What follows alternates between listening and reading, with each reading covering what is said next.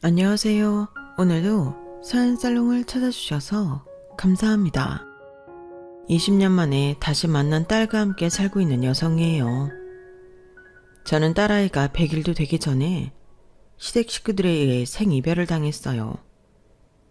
남편이 죽고 딱 5일째 되는 날이었죠. 남편과의 이별도 받아들이기 힘든 순간에 찾아온 딸아이와의 이별은 제 인생을 송두리째 바꿔버렸어요. 삶에 대한 의지는 사라지고 마치 인생을 다 산 사람처럼 병들어 버렸거든요. 그래도 죽지 못하고 살았던 건 언제가 될지 모르지만 딸아이를 만날 수 있을 거라는 희망 때문이었어요. 그리고 그 바람은 20년이 흐른 뒤에야 이룰 수 있었어요. 그리고 시작됐죠. 우리 가족을 찢어놓고 내 인생을 망가뜨린 인간들에 대한 복수가요. 여자가 하늘 품으면 5, 6월에도 서리가 내린다고 하잖아요. 그럼 지금부터 하늘 품은 여자의 서슬퍼런 복수극을 전달해드리겠습니다. 여자의 적은 여자라는 말이 있잖아요. 저는 그 말을 정말 싫어하는데 따지고 보면 저는 그 말의 피해자이기도 해요. 저는 태어나던 순간부터 엄마 사랑을 받지 못했어요. 사랑을 못 받은 정도가 아니라 미움을 받았다고 하는 게 맞겠네요. 엄마는 저랑도 하루에 몇 번씩 그런 말을 하셨거든요. 내 인생을 망가뜨린 건 너야. 너만 아니었으면 난 지금처럼 이렇게 살지 않았을 테니까. 난 네가 저주스러워. 도대체 내가 엄마 인생을 어떻게 망가뜨렸는지도 모른 채 저는 그런 저주 섞인 말들을 듣고 자랐어요. 그래서 언제부턴가 나는 엄마 인생을 망친 나쁜 아이라는 생각을 하고 살았던 것 같아요. 너무 어릴 때부터 그런 말을 일상처럼 매일 들어서 그런지 억울하다는 생각도 못했어요. 그냥 그런 거라고 믿고 살았죠. 그렇게 저를 미워하던 엄마는 제가 초등학교 5학년이 되던 해 스스로 생을 마감하셨어요. 학교에서 돌아와 보니 엄마가 소파에 축 늘어져 있더라고요. 엄마 손바닥과 바닥에는 먹다가 남은 수면제가 남아 있었어요. 수면제 없이는 잠을 자지 못하는 엄마였지만 그래도 그 많은 양을 보니 다시는 엄마가 깨어나지 못할 거라는 걸 짐작할 수 있었어요.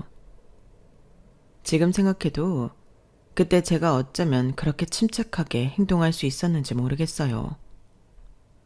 엄마의 상태를 본 저는 119가 아닌 다른 곳에 전화를 했거든요. 가끔 저희 집에 찾아와 내 아빠라는 사람의 말을 전해주던 김 실장님이었죠. 저와 통화를 하고 10분도 안 돼서 저희 집으로 구급차가 도착했고 저는 엄마를 실은 그 차를 타고 병원 응급실로 가게 됐어요. 그리고 그곳에 이미 와 있던 김 실장님을 통해 엄마가 죽었다는 사실과 앞으로 내가 어떻게 살게 될지 간단한 설명을 들었어요. 엄마의 장례식은 없었어요. 따로 부를 친인척도 없었거든요. 아니, 있었는데 제가 모르는 건지도 모르겠네요. 엄마랑 살면서 단 한 번도 외가 친인척들에 대한 이야기를 들은 적이 없었으니까요. 엄마는 그날 바로 화장이 돼서 경기도 어디에 있는 납골당에 안치되셨어요. 저를 그렇게 저주하던 사람과의 이별이 이렇게 빨리 올 줄도 몰랐고 그 마지막이 이렇게 초라할 줄도 몰랐어서 눈물도 흐르지 않았어요. 그냥 이제 나는 정말 혼자구나 이 생각만 했던 것 같아요. 어린 나이에 엄마랑 이별을 하게 됐음에도 너무도 담담한 제 모습에 김 실장님은 약간 놀라는 눈치였어요. 몇 번이나 괜찮냐고 물으시더라고요. 그때까지만 해도 정말 아무렇지도 않았던 저는 되려 왜 자꾸 그런 걸 묻나 의아하기만 했죠. 그런데 엄마를 납골당에 두고 김 실장님이 데려다준 호텔에서 손자 침대에 누워있는데 순간 걷잡을 수 없는 감정에 휩싸였어요. 난 정말 아무렇지도 않은데 자꾸 울컥하고 가슴 깊은 곳에서부터 무언가가 끌어올라 울음을 터뜨리고 말았거든요. 엄마, 엄마, 엄마. 정작 엄마 앞에서는 불러보지 못했던 그 호칭을 목 놓아 부르면서 침대 시트가 흠뻑 젖도록 한참을 울었어요. 딸한테 따뜻한 말 한마디 해주지 않았던 엄마였지만 그래도 내게는 유일한 가족이었기에 이별이 쉽지 않았어요. 그동안 엄마가 나를 미워하는 것처럼 나도 엄마를 미워하고 있다고 생각했었는데 그게 아니더라고요. 엄마한테 인정받고 싶고 사랑받고 싶었나 봐요. 그날 처음으로 혼자 밤을 보내면서 누군가에게 미움받는 것보다 누군가로 인해 외로움을 느끼게 되는 게 더 가슴 아프다는 걸 알게 됐어요. 이후 저는 김 실장님이 마련해준 집으로 이사를 했어요. 그리고 그 집에서 저를 돌봐주실 분과 함께 살게 되었죠. 저를 돌봐주시는 아주머니는 저희 엄마보다 훨씬 나이가 많은 분이셨어요. 가족 관계가 어떻게 되는지 모르겠지만 가끔은 우리 딸은 어릴 때 라는 말을 자주 하셨던 걸 봐서는 딸이 있는 분인 것 같았어요. 하지만 제가 중학교를 졸업하고 호주로 유학을 떠날 때까지 쉬는 날도 없이 저와 함께 지내셨지만 단 한 번도 가족들과 연락을 하거나 만나는 일이 없었어요. 나중에 안 사실이지만 남편과 이혼을 하면서 딸과 떨어져 살게 되었다고 하더라고요. 그때까지만 해도 저는 자식과 생이별을 한다는 게 어떤 심정인지 전혀 몰랐어요. 저에게 그런 일이 일어날 거라는 건 더더욱 몰랐고요. 어린 나이에 호주에서 유학생활을 하면서 처음으로 아빠는 볼 수 있었어요. 한국에서 저를 돌봐주시던 아주버니보다도 훨씬 나이가 많은 분이더라고요. 아빠한테는 아내도 있고 저 외에도 자식이 셋이나 있었어요. 그러니까 저희 엄마는 첩이었던 거죠. 아빠가 왜 저랑 엄마를 보러 오지 않았는지 그제야 이해가 가더라고요. 사실 호주에 있는 저를 만나러 오는 것도 부인 모르게 왔던 것 같았어요. 그 먼 거리를 달려와서는 고작 하룻밤 자고 가시는 게 다였으니까요. 하룻밤이든 열밤이든 사실 저한테는 별다른 의미가 없었지만 김 실장님은 그때마다 아빠가 얼마나 힘들게 일정을 조절해 저를 만나러 오신 건지 설명했어요. 정작 저는 궁금하지도 않은데 말이죠. 회장님께서 희주 학생을 많이 아끼십니다. 그러니 이런 살인 일정도 감수하시는 거 아니겠어요? 희주 학생을 호주까지 보내신 것도 사모님과 다른 자녀분들한테서 보호하시려고 그러신 거고요. 자기가 모시는 분을 어떻게든 옹호하려고 한 말이겠지만 제게는 전혀 와닿지 않았어요.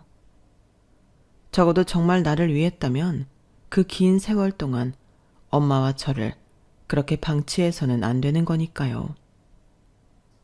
호주에서 대학을 졸업하기까지 아빠가 저를 찾아온 건 딱 3번이었어요. 저를 그렇게 아낀다는 사람치고는 너무도 궁색한 횟수였죠. 얼마나 저를 가족들한테서 보호하려고 애썼는지 모르겠지만 결국엔 생각지도 못한 순간에 만나게 되었어요. 대학을 졸업하고 갑자기 한국으로 들어오라고 해서 가봤더니 아빠의 아내가 제 호텔 방까지 찾아왔더라고요. 네 엄마 닮아서 얼굴은 반반하구나. 그건 다행이네. 김 실장 시켜 그렇게 꽁꽁 숨겨놓더니 혼사 진행할 거라니까 바로 데려오는 걸 보면 네 아빠란 사람은 널 자식이 아니라 사업 미천으로 하는 게 분명해. 하긴 그 긴 세월 너한테 들인 돈이 얼만데 투자금은 뽑아야 하지 않겠니? 내일 저녁 6시 땡땡 호텔이야. 적어도 네가 양심이 있는 인간이라면 이 혼사 반드시 성사시켜야 할 거다. 한국을 떠난 지 7년 만에 저를 불러들인 건 다름 아닌 결혼 때문이었어요. 남들은 결혼의 조건을 사랑이라고 하지만 제 경우는 돈이었어요. 서로 득이 되는 상대끼리 만나 자식 혼사로 든든한 동맹을 맺는 거였죠.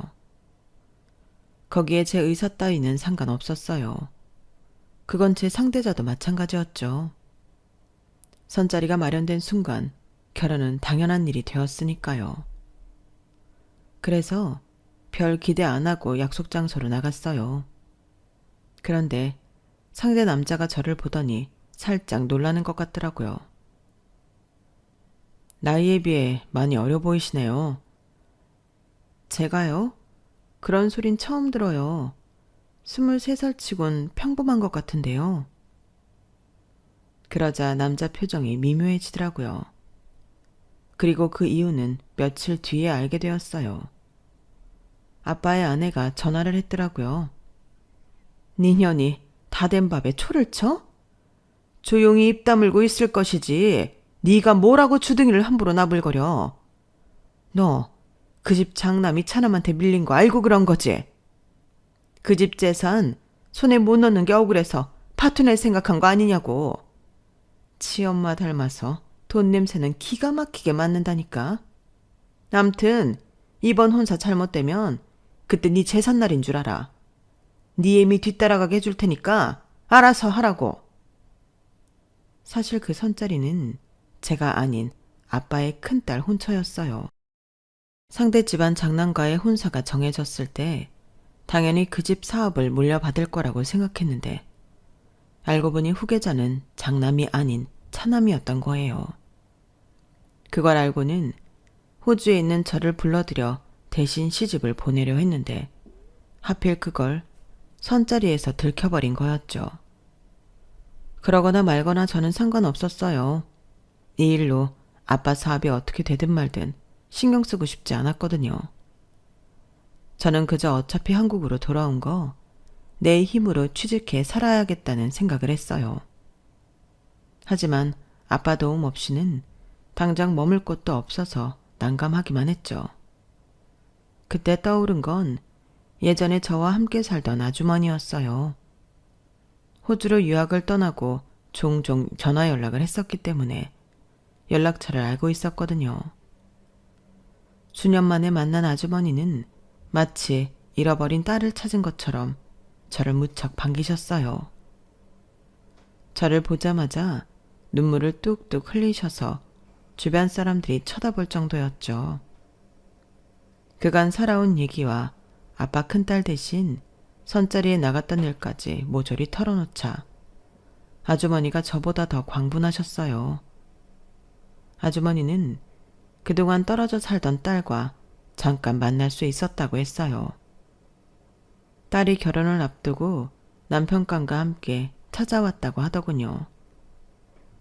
오랜 시간 떨어져 살아 그런가 딸이 어색해하는 것 같았지만 몇 시간 같이 있다 보니 금세 예전처럼 엄마와 딸로 돌아가더라고 했어요.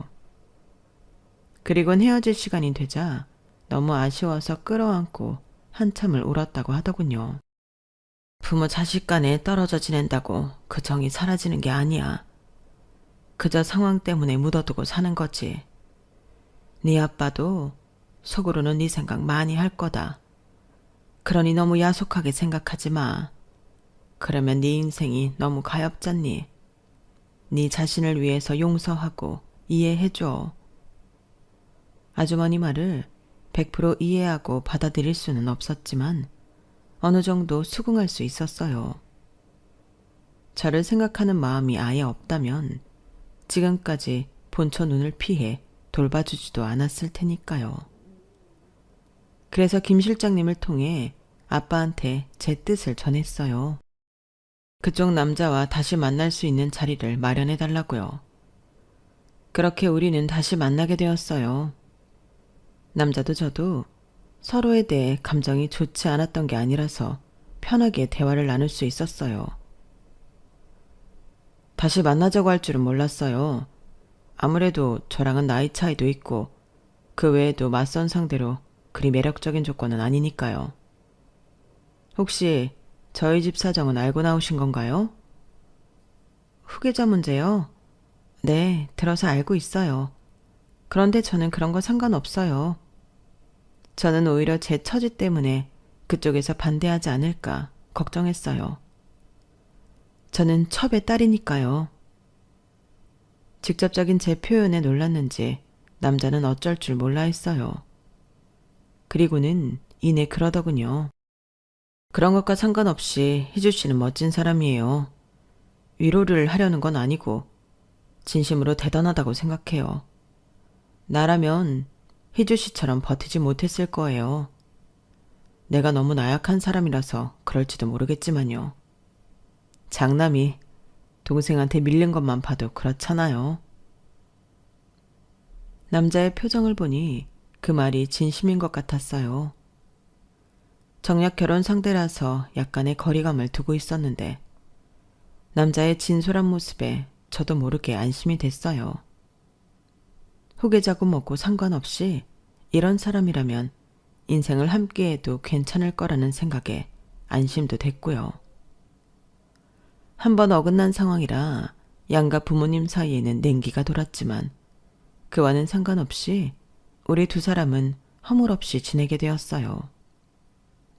우리가 결혼을 전제로 연애를 하는 사이 양가 부모님들은 결혼 조건을 다시 합의하셨나 봐요. 저희 쪽에서는 차남한테 경영권이 넘어간다면 혼사를 진행시킬 생각이 없다고 맞섰고 시댁에서는 제 출신을 빌미로 사업 합병 규모를 더 키우셨어요. 결국 우리 쪽에서 합병 규모를 조정하고 시댁에서 경영권을 차남한테 넘기는 걸 보류하기로 합의하면서 본격적으로 결혼 준비가 시작되었어요. 이 모든 상황이 우리 두 사람한테는 먼 나라 얘기처럼 들렸지만 결국엔 그로 인해 비극이 시작된 셈이었어요. 결혼식을 앞둔 상견례 자리에서 저는 난생 처음 내 형제라는 사람들을 만났어요. 평생 이름도 모른 채 살았으니 형제라고는 해도 시댁 식구들과 마찬가지로 저한테 낯설기만 했어요.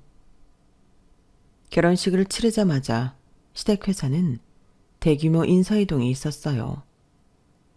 그동안 차남한테 밀려있던 장남이 경영권을 물려받기 위한 수순이었죠.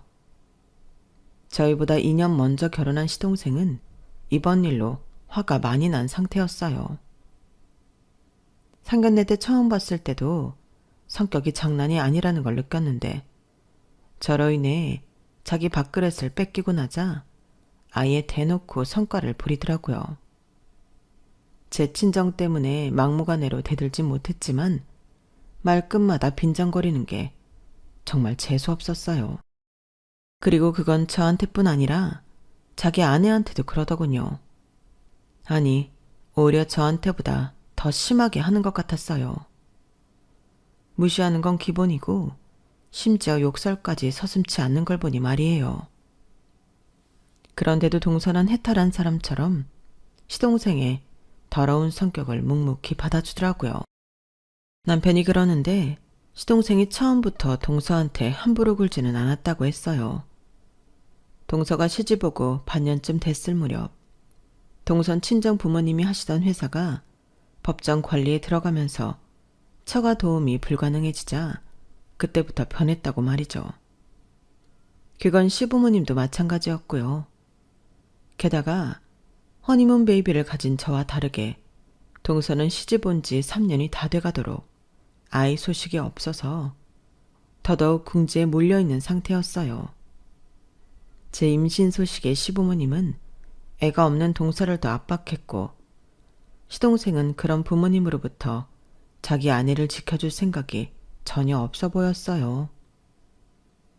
한 배에서 나왔지만 제 남편과 시동생은 생김새며 성격이 너무도 달랐어요. 가만 보면 제 남편이 별종이긴 했지만요. 돈이나 권력에 관심이 없는 남편과 그에 반해 시댁 식구들은 철저히 돈에 움직이는 사람이었어요. 제가 비록 출신이 비천하기는 해도 친정에 돈이 있기 때문에 누구도 제게 함부로 하지는 못했어요. 그걸 다행이라고 해야 하겠지만 매번 그걸 느낄 때마다 씁쓸하더라고요. 그러던 어느 날이었어요. 제 임신 소식을 들은 아주머니가 밥을 사주겠다고 하셔서 만난 날이었어요. 밥을 먹고 근처 백화점에 들렀는데 옆 건물 명품관에서 시동생이 젊은 여자와 함께 쇼핑을 하고 있는 걸 목격했지 뭐예요.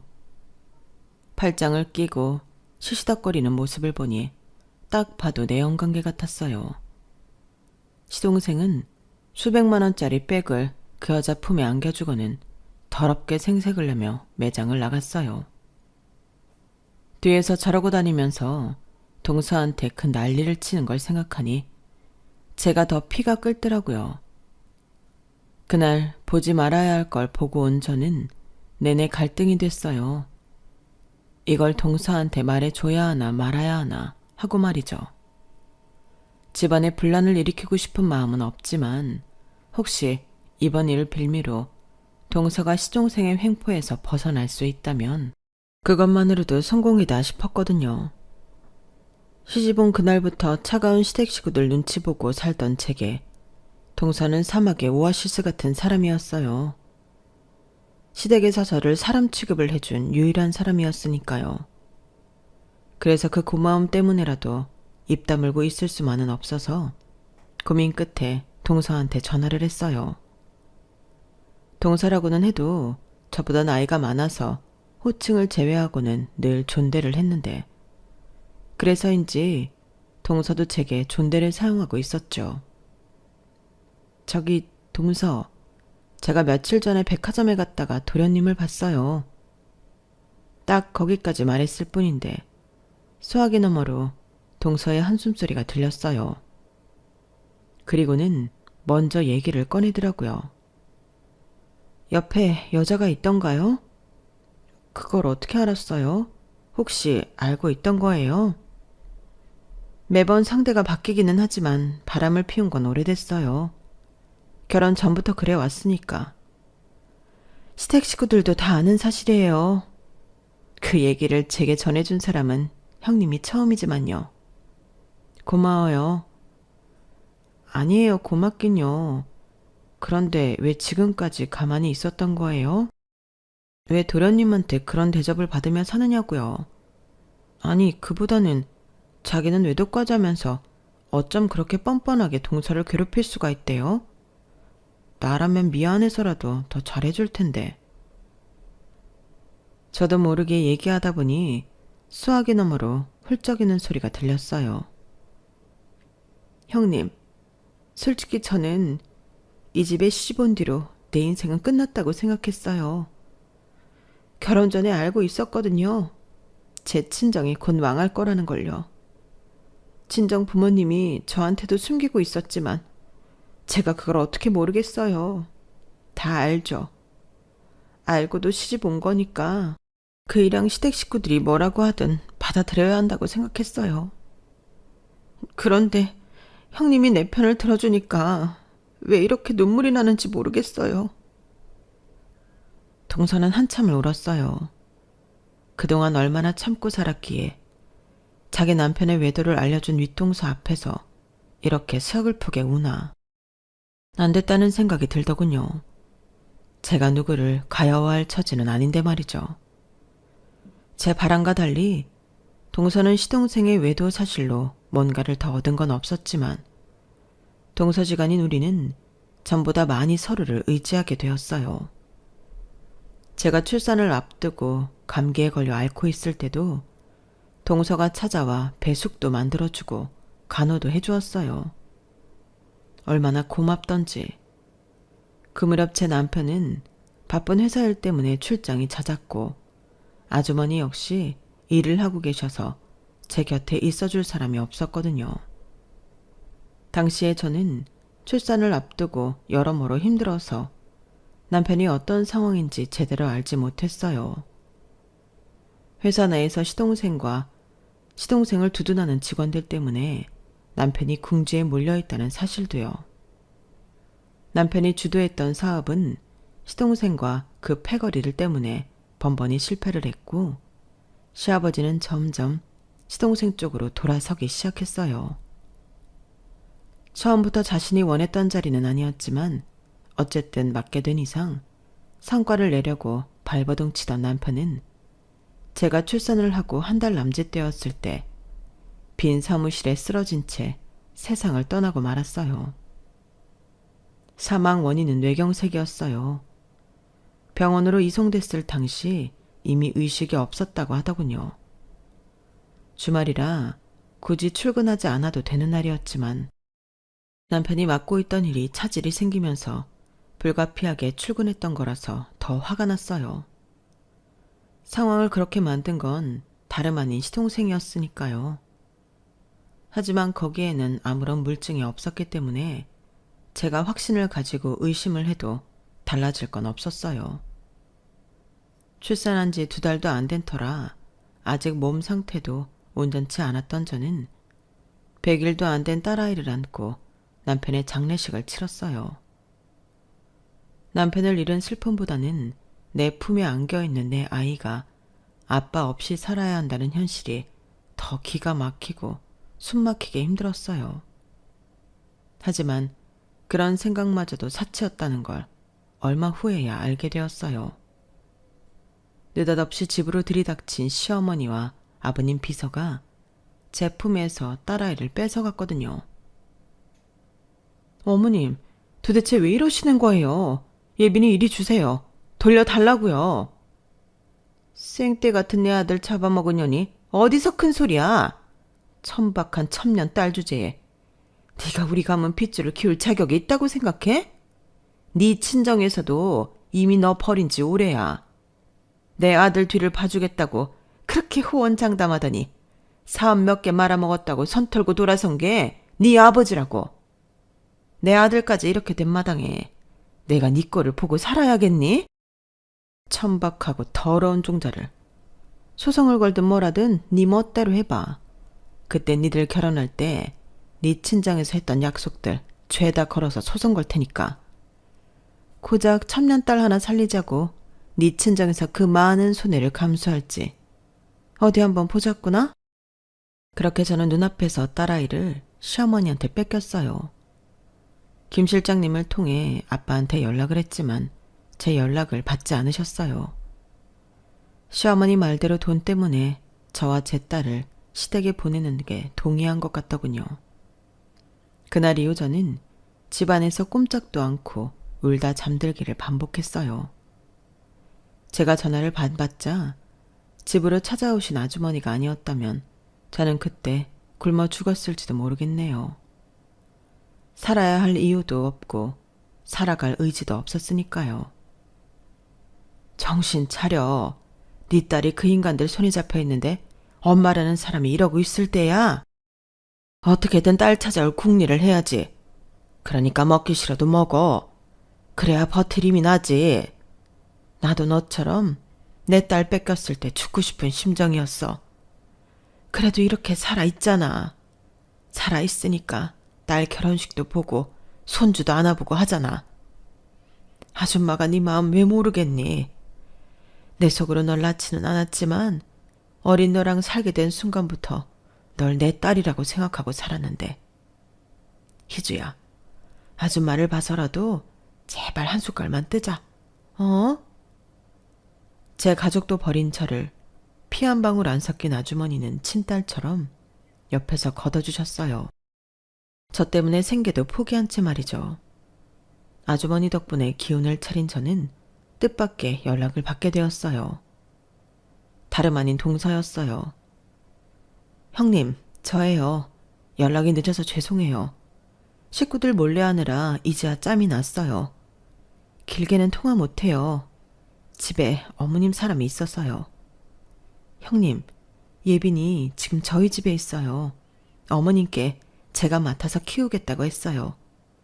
그래야 나중에라도 형님이랑 예빈이 만나는데 도움이 될 수 있으니까요. 그러니까 예빈이 걱정하지 마세요. 언제가 될지 모르겠지만 예빈이는 꼭 형님 품에 안겨드릴게요. 그러니까 마음 단단히 먹고 버티세요. 아셨죠? 아마 동서는 모를 거예요. 그날 동서의 전화 한 통이 제가 20년을 버티게 한 힘이었다는 걸요.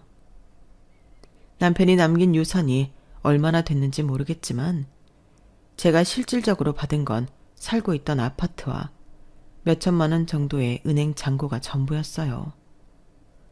앞으로 제가 살아갈 방편은 이 돈에서 해결해야 했죠. 남편 장례식이 끝난 후로 친정에서는 연락도 없었어요. 김 실장님께 전화를 했더니 이미 퇴사했다는 말만 하고는 더는 제게 도움을 주지 않으셨어요. 제 곁에 아주머니가 안 계셨더라면 뭘 어떻게 해야 할지 모른 채 주저앉았을지도 몰라요. 처음에는 아파트를 팔고 그 돈으로 카페라도 시작할까 했는데 아주머니가 말리셨어요. 한국에서 제일 확실하게 돈을 불릴 수 있는 방법은 부동산뿐이라며 집은 팔지 말라고 하시더군요. 일단 세를 놓고 아주머니 집에서 지내라고 하셔서 그러기로 했어요.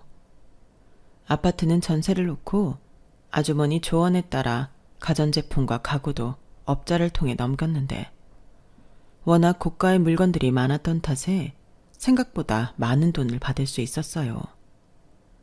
그렇게 생긴 돈은 은행에 넣어두고 영어 학원 강사로 취직을 했어요. 학원 강사 생활을 하면서 학원 운영을 어깨너머로 배울 수 있어서 다행이었어요. 8년간 강사 생활을 한 저는 그 사이 많이 오른 아파트를 팔아 학원을 차렸어요. 제가 일하던 학원 원장님한테 교재를 총괄하는 업체며 인테리어 업자까지 소개를 받을 수 있어서 큰 어려움 없이 준비를 할 수 있었어요. 학원 운영을 하면서 아이들을 볼 때마다 내 딸은 어떻게 자랐을까 궁금했어요. 아이들은 자라면서 얼굴이 여러 번 바뀐다고 하잖아요. 고작 2달 품고 있다가 뺏겼으니 이제는 길에서 스쳐 지나가도 얼굴을 못 알아볼 게 뻔했어요. 그런 생각을 하면 멀쩡히 지내다가도 한 번씩 칼로 가슴을 헤집는 기분이 들었어요. 딸아이가 꿈에라도 나오는 날이면 며칠을 끙끙 앓고 넘어가곤 했고요. 그래도 동서가 내 딸을 키우고 있어서 다행이라는 생각을 하며 마음을 다잡곤 했어요. 그렇게 시간은 흘러 20년이란 세월이 흘렀고 학원을 운영하며 남편이 남겨준 유산에 10배도 넘는 돈을 모았어요. 그러는 사이 친정아빠는 돌아가셨고 제 앞으로는 최소한의 유산이 남겨졌어요. 그 유산을 전해준 사람은 다름 아닌 김 실장님이었어요. 오래전 제게 퇴사를 했다며 매몰차게 전화를 끊었던 사람이 여전히 그 집에서 일을 하고 있었더라고요. 달라진 거라면 지금은 그 집 아들의 사람이 되어 있다는 거였어요. 그런데 김 실장님을 통해 뜻밖의 소식을 듣게 된 거예요. 예빈이 한국 들어온 거 알고 있어? 그 집 둘째 며느리가 미국에서 키우고 있다는 소문은 들었는데 대학 진학 때문에 한국에 들어왔다더라고. 설마 몰랐던 거니? 통 연락을 않고 살았던 거야? 그게 어느 대학이에요? 전공이 뭔지 혹시 아세요? 글쎄, 거기까지는 나야 모르지. 한번 알아봐줘. 며칠 뒤 김 실장님은 제 딸이 다니는 학교와 전공, 그리고 고등학교 졸업사진을 보내주셨어요. 묘하게 애 아빠와 제 얼굴을 닮은 딸아이 모습에 신기하기도 하고 기분이 묘하더라고요. 내 딸이 한국에 있다는 소식을 들은 순간부터 심장이 날뛰기 시작했어요. 그리고 김 실장님의 연락을 받자마자 딸아이가 다니는 대학으로 달려갔죠. 학생들한테 물어 제 딸이 다니는 과 건물 앞에서 무턱대고 기다렸어요. 혹시라도 얼굴이라도 볼 수 있을까 해서요.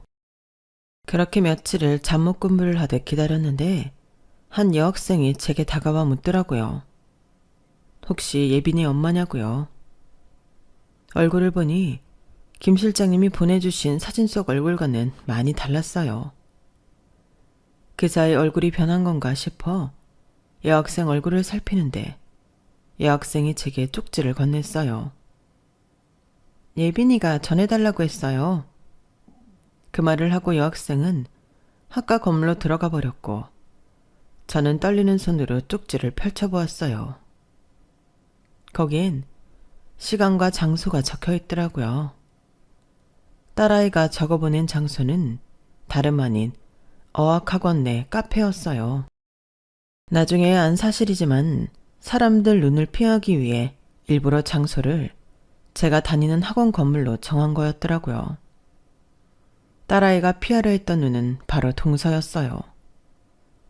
동서는 제 딸한테 기사를 붙여 일거수일투족을 감시하고 있었거든요. 약속 시간에 맞춰 제 앞에 나타난 딸은 남편과 저를 적절히 섞어놓은 듯 닮아 있더군요. 차마 앉지도 못하고 하염없이 눈물만 흘리고 있었더니 딸아이가 먼저 저를 안아주었어요. 그리고는 제가 그렇게도 듣고 싶었던 말을 해주었어요. 엄마라고요. 그제야 가슴속에 응어리 져있던 피멍이 스르르 풀리는 기분이 들더군요. 딸아이 얼굴을 보고 또 봐도 실감이 나지 않아서 손바닥으로 쓸어보기도 하고 딸 얼굴에 볼을 비벼보기도 했어요. 그러면서도 연신 미안하다는 말만 읊조렸죠. 그러자 딸이 그러더군요. 엄마, 나 엄마 미워하지 않아요. 왜 나랑 떨어져 살게 됐는지 아니까요. 작은 엄마 때문이었죠? 그게 무슨 소리니? 나한테서 널 뺏어간 건 네 할머니야. 작은 엄마는 나 대신 널 키워준 것 뿐이라고. 그러자 딸아이가 고개를 저으며 말했어요. 작은 아빠랑 작은 엄마가 싸우는 소리를 들은 적이 있어요. 원래 찐가에서는 저랑 엄마랑 살게 두려고 했는데 작은 엄마가 데려오라고 그랬대요. 더 충격을 받았던 건 그 다음이었어요. 동서가 제 딸을 자기가 키우겠다고 하면서 이런 말을 했다더군요. 출신도 천박한 첩의 딸한테 이 집안 핏줄을 키우게 할 수는 없다고요. 순간 망치로 머리를 한 대 맞은 기분이었어요. 이 말은 시어머니가 제게서 딸을 뺏어갈 때 하셨던 말이었거든요. 그러니까 이 말이 시어머니 머리에서 나온 게 아니라 동서의 입에서 나왔다는 사실에 온몸에 소름이 돋았어요. 나한테 그렇게 살가웠던 동서가 지난 20년간 나와 내 딸을 갈라놓은 주범이란 사실에 치가 떨렸거든요. 믿기 힘든 사실에 할 말을 잃고 있었더니 딸아이가 가방 속에서 서류 봉투를 꺼내 내밀며 말했어요. 그보다 엄마가 봐야 할 게 있어요. 딸아이가 건넨 봉투 속에는 제가 결혼을 하던 당시 양가 부모님들이 작성한 혼인계약서가 들어있었어요. 그 안에는 여러 조항의 내용이 있었는데 거기엔 우리 부부가 이혼했을 때 그리고 사별했을 때 양가에서 얼마만큼의 위자료를 지불할 것인지도 명확히 적혀 있었어요. 한마디로 제가 받아야 할 액수가 말이죠. 그 금액은 살면서 제가 만져본 적이 없는 액수였어요. 작은 아빠가 이혼하자고 한 적이 있는데 그때 작은 엄마가 분명히 그랬어요. 자기가 날 키우는 조건으로 엄마가 위자료 문제를 덮기로 한 거라고요. 지금이라도 자기가 연락하면 엄마가 위자료 소송 들어갈 거라고. 그 말에 작은 아빠가 이혼을 포기했어요. 엄마, 나 엄마랑 살고 싶어요. 이거면 엄마가 날 그 집에서 빼내줄 수 있는 거죠. 그렁그렁하게 눈물이 고인 딸아이를 보니 억장이 무너지는 것 같았어요. 그래서 지금까지 내지 못했던 용기를 내게 되었어요. 김 실장님한테 전화해 당장 우리나라 최고 로펌과 연결해주지 않으면 유산 상속에 이의를 제기하는 소송을 걸겠다고 했어요. 처음엔 콧방귀를 끼던 김 실장님은 내 손에 양가 부모님이 혼인을 빌미로 맺었던 계약서가 있다고, 이걸 어떻게 사용할지 생각 중이라고 하자 바로 꼬리를 내리곤 알아보고 연락 주겠다고 했어요. 그 계약서 안에는 양가 모두 꽤 민감한 내용이 들어있어서 자기들도 모른 척할 수가 없었거든요. 그렇게 저는 본가의 도움을 받아 시댁에 소송을 걸었어요. 내 몫의 위자료를 받으려고요. 그리고 그와는 별개로 동서한테도 소송을 걸었어요. 지난 20년간 우리 모녀를 갈라놓고 중간에서 내가 위자료를 못 받도록 공작을 꾸민 거에 대한 소송이었죠. 그리고는 바로 시동생 집으로 가서 내 딸을 데리고 나왔어요. 다행히 집에는 제 딸과 도우미 아주머니 뿐이어서 별다른 마찰은 없었지만 몇 시간 뒤 동서가 제게 전화를 했더군요.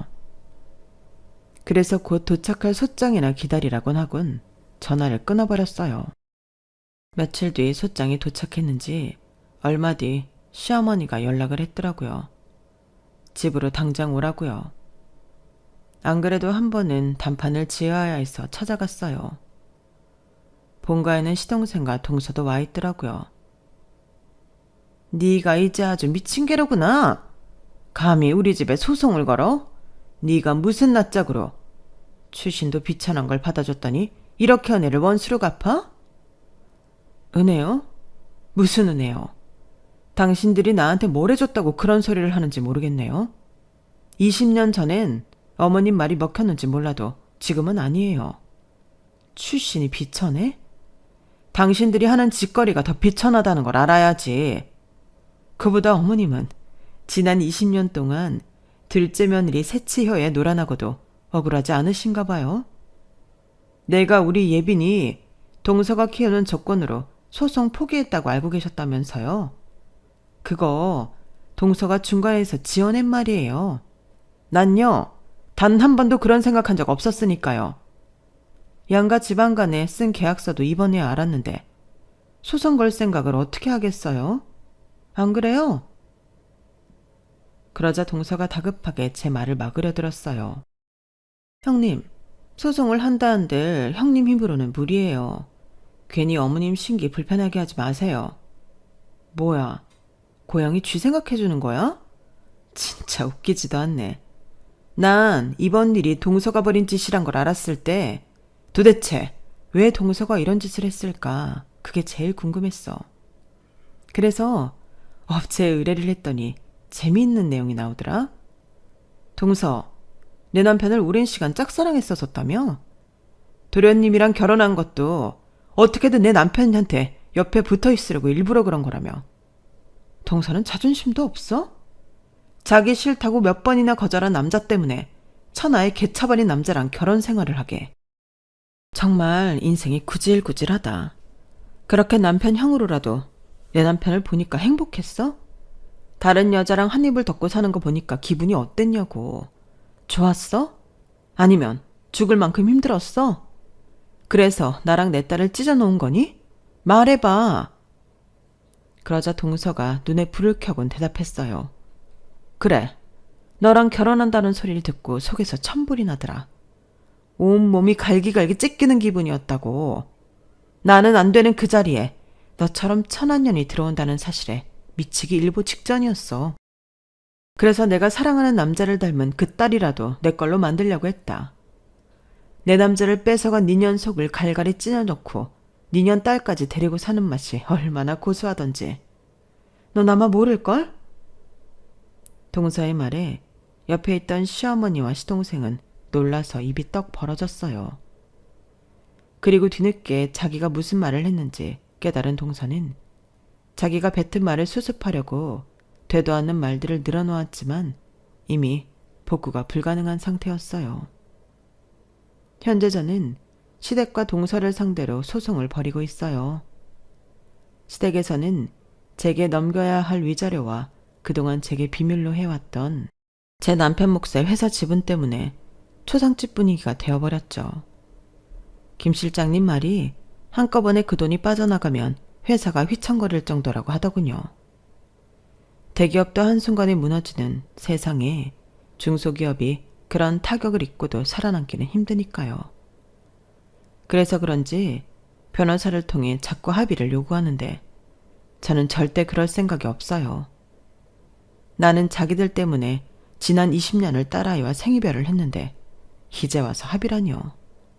어림도 없죠. 그래서 시어머니한테 전화해 확실히 전했어요. 합의는 꿈도 꾸지 마세요. 한 번만 더 그딴 소리 하면 내 쌍에 계약서 폭로하고 회사를 아예 문 닫게 해줄 테니까. 아셨어요? 늘 냉랭하던 시어머니도 돈 앞에선 어찌나 비굴하게 굴던지 이럴 때 보면 있는 사람들이 더 굽실거리는 걸 잘한다 싶더라고요. 그리고 우리 모녀의 인생을 새치어로 망가뜨린 동서는 현재 시댁에서 쫓겨난 상태예요. 들리는 소문에 의하면 친정에서도 문전박대 당하는 처지라고 하더군요. 저와 얽힌 소송은 물론 시댁과 얽힌 소송까지 있어서 꼴이 말이 아니라고 하는데 어쩌겠어요. 이 모든 게 자기가 저지른 짓이니 자기가 책임질 수밖에요. 생각 같아선 찢어 죽이고 싶은 심정이지만 그러지 못하는 게 안타까울 뿐입니다. 그리고 너무나 당연한 일이지만 저는 딸아이와 함께 살게 되었어요. 떨어져 지낸 시간이 너무 길어서 아직은 서로가 낯설기는 하지만 하루하루 서로를 알아가기 위해 노력 중이니 언젠가는 평범한 모녀로 살 수 있지 않을까 생각해요. 비록 태어나던 순간부터 남들의 손가락질을 받으며 살았던 인생이지만 이제는 딸 앞에서 당당한 엄마로 살아보려 합니다. 저한테 용기를 좀 주세요. 그러면 더 힘이 날 것 같네요. 지금까지 제 사연을 들어주셔서 감사합니다. 모두들 건강하시고 항상 행복하세요. 여러분, 사연 댓글에 응원과 현명한 조언 부탁드려요. 좋아요와 구독은 저에게 큰 힘이 됩니다. 오늘도 좋은 일 가득하세요.